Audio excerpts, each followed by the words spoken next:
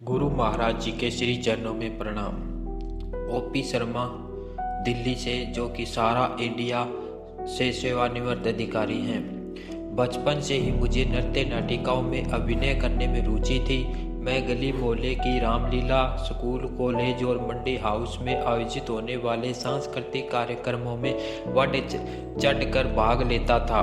गुरुदेव श्री आशुतोष महाराज जी से ज्ञान दीक्षा प्राप्त करने के बाद मुझे दिव्य ज्योति जागृति संस्थान में मनाए जाने वाले मुख्य महोत्सवों जैसे होली, श्री कृष्ण जन्माष्टमी, गुरु पूजा आदि में अभिनय की सेवा करने का सुअवसर प्राप्त हुआ। सन 2012 दिल्ली के दिव्य धाम आश्रम में महाराज जी ने एक साध्वी बहन को मीरा नृत्य नाटिका का विस्तार से विवरण लिखवाया। महाराज जी ने मंच पर बोले जाने वाले संवाद, गाए जाने वाले भजनों के बोल, ताल व राग के संबंध में भी मार्गदर्शन दिया। पात्रों की सूची लिखवाते हुए महाराज जी ने दीदी को कहा, मीरा के दादाजी की भूमिका श्री ओपी शर्मा ही करेंगे। जब मैं महाराज जी के दर्शन करने दिव्य धाम आश्रम गया तो इन साध्वी बहन ने हर्ष से मुझे बताया कि मीरा नृत्य नाटिका में महाराज जी ने आपको मीरा के दादाजी की भूमिका निभाने की सेवा दी है। महाराज जी के श्रीमुख से इस प्रकार सेवा प्राप्त करना मेरे लिए बहुत बड़ी सौगात थी।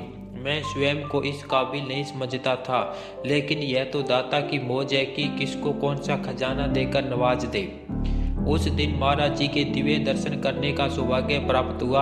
वापिस घर आते समय मन में ऐसे प्रार्थना के भाव जागे, हे प्रभु, मुझे भौतिक उपलब्धियां पाने की होड़ से दूर रखना।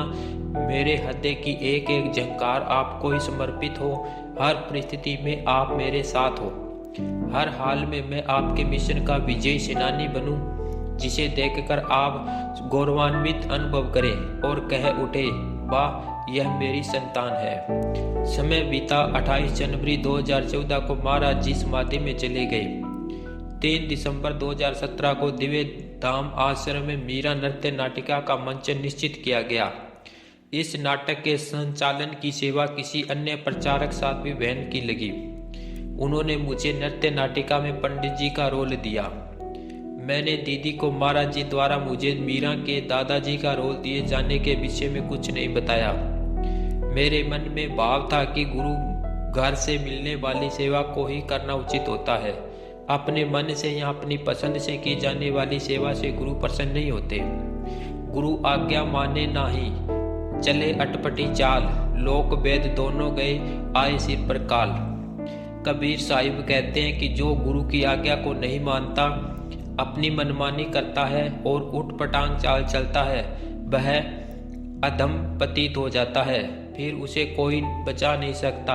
उसके सिर पर फिर सदा काल मंडराता है और वह दुखों से घिरा रहता है।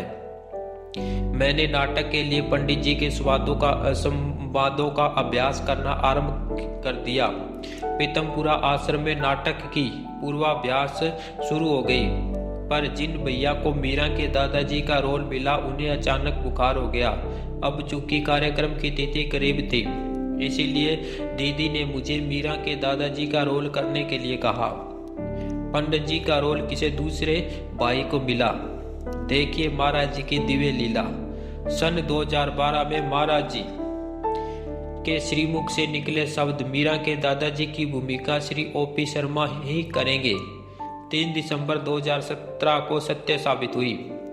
इस घटना से महाराज जी ने प्रमाणित कर दिया कि सकल ब्रह्मांड में वे ही एकमात्र जागृत पुरुष हैं। वे ही समस्त कार्यों के अकेले करता हैं। वे ही कर्म के आधार हैं। उनका एक एक वचन ब्रह्म वाक्य है, जिसे प्रगति पूर्ण करके ही रहती है। वरदानी आंखें ही उनकी दिव्य लीला को देख सकती है और सुजान भक्ति उनकी लीलाओं और उन लीलाओं में छिपी कृपाओं को समझ पाता है। जय श्री राम, जय श्री राम।